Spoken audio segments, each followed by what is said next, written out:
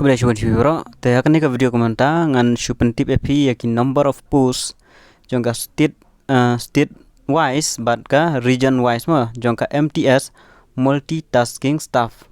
Teh jongka hawal dar pada ngada betu ba kamdon napo Meghalaya state kadon tang haki way napo goti bet way kadon napo north east tama hapo Meghalaya kamdon mah state wise.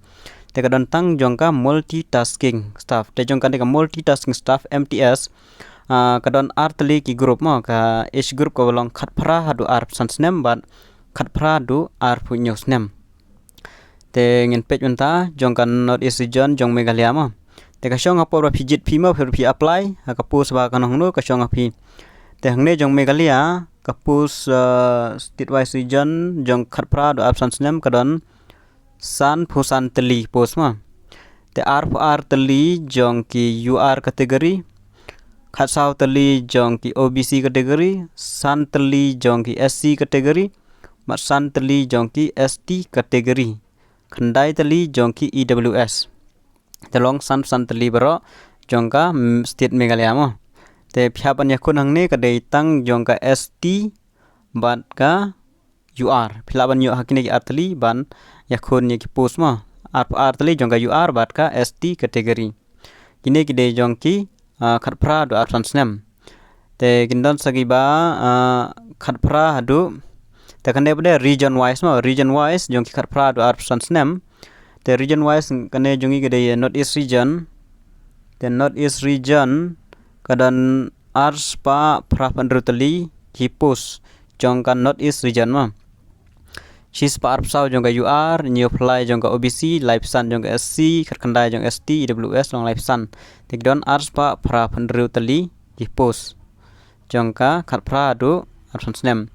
Teginebde jong ka age group jong khat pra du arpnyo snem. Mo gen pia la ka jong ka age group mo kum ki vacancy. Teganebde north east region Meghalaya gandon kumba pendru teli pos total. Tegaran ndru teli jong ka UR, ndru teli jong OBC, saw teli jong SC, ndru teli ST, saw teli jong ki EWS, economically weaker section. Te hangne phiabane khun namta ka ST ban ka open category mod UR, ka UR mod phiabane khun. Tegaran tang R pendru teli pos. Te ka region wise bade. Te region wise